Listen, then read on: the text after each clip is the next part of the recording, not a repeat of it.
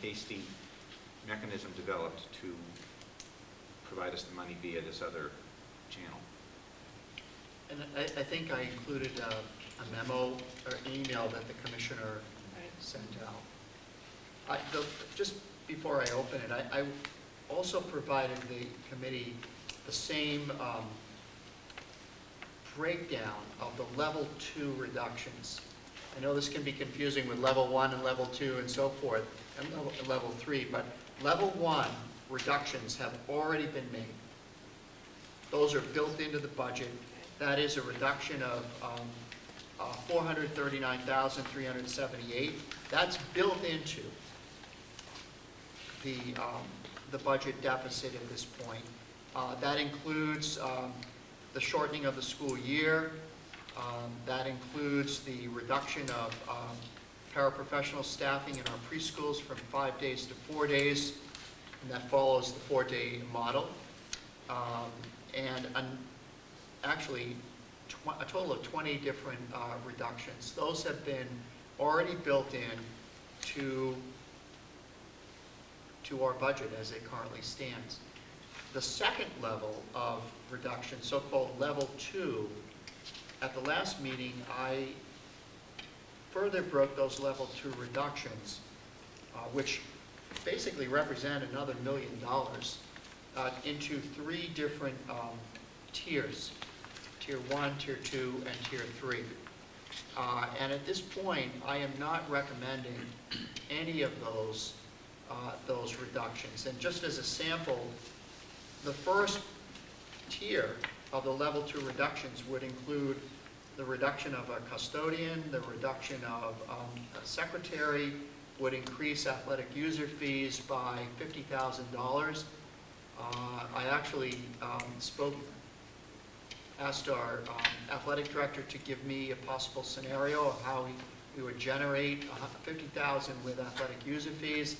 It probably would mean a $100 increase for the second sport and a $100 increase for the third sport to yield a $50,000 savings, if you will, on athletic user fees. And also to, under that Tier 1, to reduce a paraprofessional at the middle school, a general paraprofessional. This would total $138,700. I'm not recommending any of that. So I'd like to hold the line on any further reductions and to explore other ways to close what amounts to about a $500,000 gap. So, Carl, if we don't move into staff reductions in level 2, and we stand at a $516,000 gap, what can you put towards that as far as unemployment? The way we constructed this savings proposal, really nothing, because if you study how the formulas are written in level 2, as you note that there is a line there that says negative $281,600 for potential additional unemployment costs. What that is saying is, if we do reduce our staff based on the level 2 personnel cuts, we will have additional unemployment costs. So it's factored into going that It's far. only when we go that deep do those savings increase. What is the other line item, the 192, that's potential fringe benefit add back? Great question. It's a similar answer. What we're saying there is, if we, once again, reduce the staff as shown within the level 2 cuts, we would then discuss with town finance director a way to send back savings to the town, to the school, because we will have reduced the town's fringe benefit costs. So we would say, please provide those additional funds back to the school because we've reduced fringe benefit costs proportionate to those people we've laid off. So essentially, Cal, if there's no layoffs, it's a plus $90,000 because the unemployment costs exceed the add back on the fringe benefits. Yes. And furthermore, if we don't look at level 2, those two questions are moot because they don't manifest themselves. So under the new stimulus plan, The employer is now responsible for 65% of the COBRA cost, not That's the true. laid-off We staff haven't even member. discussed that as a cost, although that's supposed to be reimbursable through another complicated. Only to tax-paying companies, nonprofits and government agencies with no ABAC. Although there's discussion of, have, the town administrator has stated that he's under the impression that there may be ways to recoup those funds via the sales, via the state income tax payments we make to the state. It's going to be a Good credit. angle. Yeah, although I'm not sure that's set in stone, but that's what he's Right. mentioned. I know a lot of nonprofits are caught in that. Yeah. I guess I support being extremely conservative. While the governor has said we'll be held harmless for 2010 in terms of what he's promised from the stimulus funds, that means the 852 to North Reading. Also, I've read that there are likely going to be very large local aid cuts. So if the local aid is cut, but we're held harmless on the 852, we may have to use a lot of that 852 to make up for the local aid cuts. And I just can't see, I think Dr. Troughton is taking the right route and being conservative. I guess my other question is, when we discussed last week, we can't commingle any of these federal funds with our budget, which means the only budget number we can approve, unless anyone here wants to go for an override, is whatever the available funds budget is. Or we go in with a larger budget and we try to take money from the town side, and I don't know how that's going to happen. So I guess my question is, and I'm not trying to get off easily tonight, is I don't see what choice, I'd like to hear from other members, because I don't see what choice we have other than going in with an available funds budget right now. And if we do that, I wonder, although for Dr. Troughton's planning, maybe we can't do this, I wonder how long we can hold off making decisions on what we're going to have to cut. Because the longer we go, the more we'll know about the federal money and the maybe impending state cuts that we face. I guess the way I'm looking at it, we don't have much of a decision to make in terms of what our budget number is. Now, other members may disagree, but Jerry? I had one question, Dr. Troughton, on the Tier 3 cuts. There's a number 13 is a $150,000 increase in athletic activity user fees. That's on top of the Tier 1, Yes. 50,000? Exactly. In other words, that would make. Yeah. under that level 2, the $1 million reduction, I broke that up into 3 different levels. So originally, I think it spoke to a $200,000. It was to make athletics Self-support. self-supporting. Right. And so I tiered it out. Tier 1 was a $50,000 hit. And again, as I said, the first scenario was to increase, and we'll talk about it at Athletic Subcommittee tomorrow, $100 for Sport 2, $100 for Sport 3.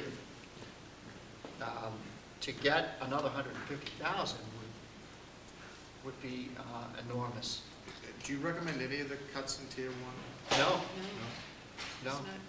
The superintendent's recommendation is to close the gap through conservative $200,000 from the stimulus money and a hit on the salary pool. I could support that. Say that again, Lauren? His recommendations is the $200,000, which is a conservative number. Right. From Yeah. the stimulus, and then 2 reductions to the salary pool. 2 reductions. 306, Oh. 440, and 273. That actually yields us 62,000 more than the budget gap. So you're suggesting then that we have basically an unassigned deficit? That's what I. Right. And that through supporting, keeping the staff members, the salary pool is the obvious hit. Right. I think Well, we, again, if you have an unassigned deficit, then when push comes to shove, you're either going to have to find the money or make the cuts. yeah, and I'm saying mean, we one would way or the find the other. money in the salary pool, Um, which makes it difficult for you and Malcolm. So you're recommending approving an available funds budget, Yes, but And- in reality, you're gonna have that unassigned Under- deficit because yes, we yeah. haven't recovered that. We're gonna have to find As 516,000. As opposed to approving a budget that, Cuts positions. no, that doesn't cut the positions, but includes the positions, but exceeds the available funds. Yes, yes.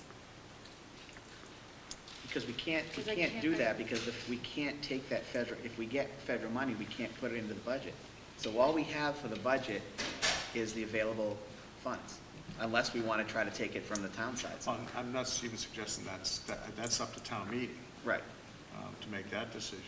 But there are also other funds that would be available besides taking them from the town budget. You mean reserve accounts? Yeah. That's true.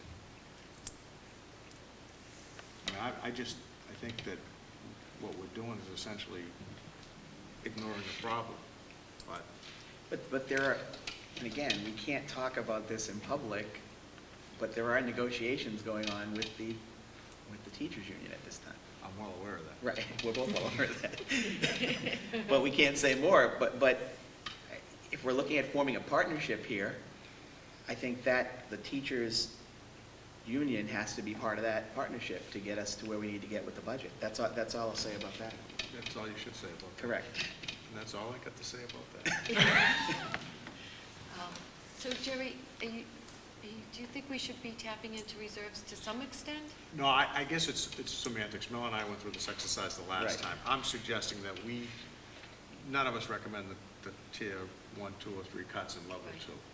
And that, what is the responsible way of going to town meeting? Is it to go with an unassigned reduction of $579,000? Or is it to say, look, I mean, right now, I don't know that we can do that because when push comes to shove, we may have to cut $579,000 worth of, you know, Should the stimulus not come through to that no, amount? regardless of, Yeah. I mean, what I'm saying is if you don't have a contract on July 1st, you've got a $579,000 deficit. Well, you at least have a $273,000 deficit, at the very least, Right. at the very least, Okay, I get you. okay?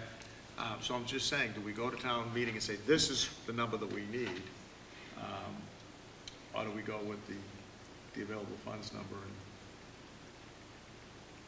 let people know that we have a deficit of $579,000? Okay, that's a very good question.